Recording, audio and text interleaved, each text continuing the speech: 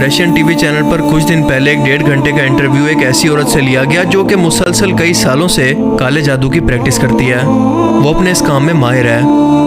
जब इंटरव्यूअर ने इसे सवाल किया कि क्या आपके साथ भी कभी ऐसा हुआ है कि किसी शख्स पर चाह कर भी आप जादू ना कर सकी हो या फिर इसमें आपको इंतहाई मुश्किल हुई हो, तो इसका जवाब क्या था ये जानकर आप भी हैरान रह जाएंगे और आपको मुसलमान होने पर फख्र होगा कि बेशक अल्लाह का अपने पैगंबर पर उतारा गया एक एक पैगाम बिल्कुल हक और सच है, जिसमें शक की कोई गुंजाइश नहीं। क्योंकि इसका कहना था कि जी हाँ, दुनिया के अंदर सिर्फ प्रैक्टिसिंग मुसलमान ही हैं जिन पर चाह कर भी मैं जादू नहीं कर पाती, क्योंकि ये ऐसे लोग हैं जिनकी सोच, इनका जिस्म, इनकी रूह सब पाक है। वो 5 वक्त की नमाज पढ़ के अपने रब के साथ हमेशा राब्ते के अंदर रहते हैं। इसीलिए मैं जब भी इन पर जादू करने की कोशिश करती हूँ कि शयातीन के जरिए इनके दिमाग पर कब्जा कर सकूँ, तो कोई अनजानी सी ताकत का हल्का या कोई डोम इनके पास हर वक्त मौजूद मुझे ऐसा करने से रोकता है और मेरे लिए इस काम को इंतहाई मुश्किल बना देता है कि एक पाक जिस्म के अंदर मेरे भेजे हुए खबीफ जिन्नात या शयातीन इस जिस्म पर हमला कर सकें।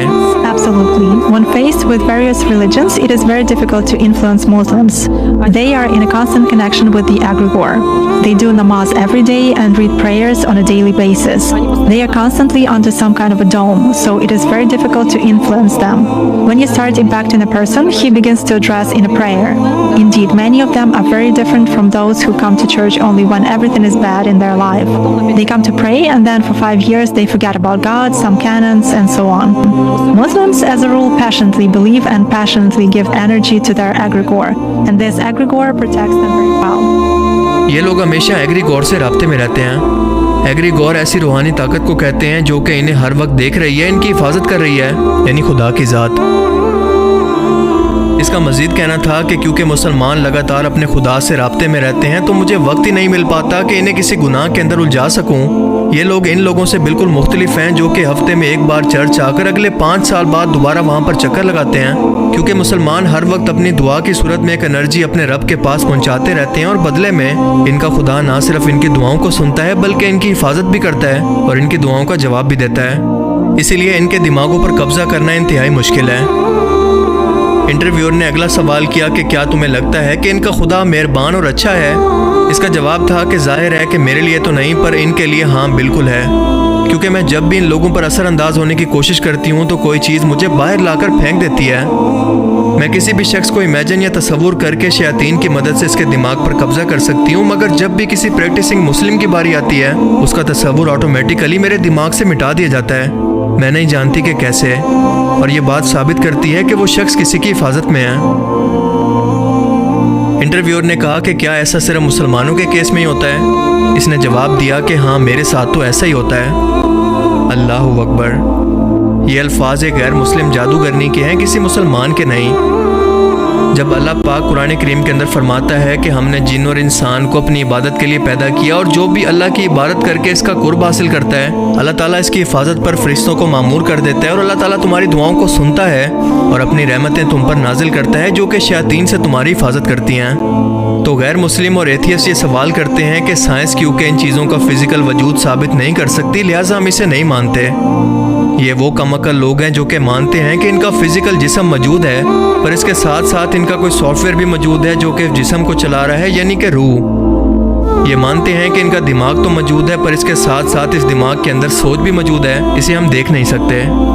ये मानते हैं कि ग्रेविटी भी मौजूद है, इलेक्ट्रोमैग्नेटिक फोर्स या रेडिएशन वगैरह सब मौजूद हैं जो कि हमारे इस फिजिकल वर्ल्ड के अंदर मौजूद हैं, पर इन्हें इंसानी आंखों से देखना मुमकिन नहीं। ये मानते हैं कि इंसान के अंदर गुस्सा, जेलसी, खुशी, ये सब फीलिंग्स मौजूद हैं जिन्हें देखना मुमकिन नहीं और ना ही साबित करना मुमकिन है। लेकिन फिर भी इन सब अनदेखी चीज़ों पर यकीन रखते हैं। सिर्फ यकीन नहीं करते तो सिर्फ उन बातों पर जो कि कुरान में या इस्लामी तालीमात के अंदर बयान की गई हैं। इससे बड़ी मुनाफकत भला क्या हो सकती है? क्योंकि अगर इनका स्टैंडर्ड एक ही है तो इन सब ना नजर आने वाली चीज़ों का फिजिकल वजूद पहले साबित करें और उसके बाद उस पर यकीन रखें। अल्लाह ने इस दुनिया के अंदर कुछ मेटाफिजिकल कानून ऐसे रखे हैं जिन्हें ना इंसानी आंखें देख सकती हैं और ना ही इंसानी दिमाग समझ सकते हैं। अपनी फील्ड में माहिर शख्स ही अपने प्रोफेशन के बारे में हकीकत बयान कर सकता है, तो क्या इस रशियन जादूगरनी का इंटरव्यू ये साबित करने के लिए काफ़ी नहीं कि नमाज दिन में 5 मरतबा क्यों फ़र्ज की गई? क्या इसलिए नहीं कि इंसान अपने खालिक के मज़ीद करीब हो सके, और ये नमाज इंसान को बेहयाई, बुराई से रोके और शैतानों से जो कि गुनाहों के लिए इंसानों के दिलों में वसवसे डालते हैं, इनसे बचा कर रखे। اب سوال یہ بھی ہے کہ اگر اللہ چاہتا تو بنا کسی نماز کے بھی اپنے ماننے والے بندوں کو ان شیطانوں سے بچا سکتا تھا، تو پھر نماز کیوں فرض کی گئی؟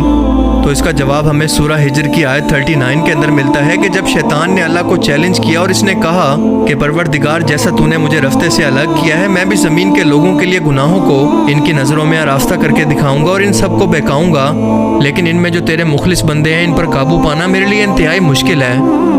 کیا یہ قرآن کے وہی الفاظ نہیں جو کہ یہ جادوگرنی اپنے انٹرویو میں دہرا رہی ہے؟ اس کے بعد اللہ پاک مزید فرماتا ہے کہ مجھ تک پہنچنے کا یہی سیدھا راستہ ہے، جو میرے مخلص نیک بندے ہیں ان پر تجھے کوئی اختیار نہیں کہ تو ان کو گناہوں میں ڈال سکے، ہاں مگر گمراہوں میں سے لوگ تیرے پیچھے چل پڑیں گے اور ان سب کے وعدے کی جگہ جہنم ہے۔ یعنی شیطان کا یہ وعدہ تھا کہ وہ انسانوں کو قیامت تک اپنی شیطانی فوج سے بہکائے گا، اور اس کے بہکاوے میں وہی شخص آئے گا جو کہ ناپاکی، بے حیائی اور گناہوں میں ڈوبا رہے گا، پھر چاہے وہ مسلمان ہی کیوں نہ ہو، کیونکہ اس جادوگرنی نے بھی بالکل یہی الفاظ استعمال کیے کہ پریکٹسنگ مسلم، یعنی نام کے نہیں بلکہ دین پر عمل کرنے والے مسلمان اس سے بچے رہتے ہیں۔ قرآن کریم میں ایک بار نہیں بلکہ اسی سے ملتے جلتے الفاظ سورہ الاعراف کی آیت 14 کے اندر کچھ اس طرح سے بیان ہوتے ہیں کہ اس نے یعنی شیطان نے اللہ سے کہا کہ مجھے اس دن تک کی مہلت عطا فرما جس دن لوگ قبروں سے اٹھائے جائیں گے، یعنی قیامت تک۔ اللہ نے فرمایا کہ اچھا جا، تجھ کو مہلت دی۔ پھر شیطان نے کہا کہ تو نے تو مجھے ملعون کیا ہے، میں تیرے سیدھے راستے پر ان لوگوں کو بھی گمراہ کرنے کے لیے بیٹھوں گا، پھر ان کے آگے سے، پیچھے سے، دائیں طرف سے اور بائیں طرف سے، یعنی چاروں طرف سے ان پر حملہ کرتا رہوں گا، اور تو ان میں سے زیادہ تر کو شکر گزار نہیں پائے گا۔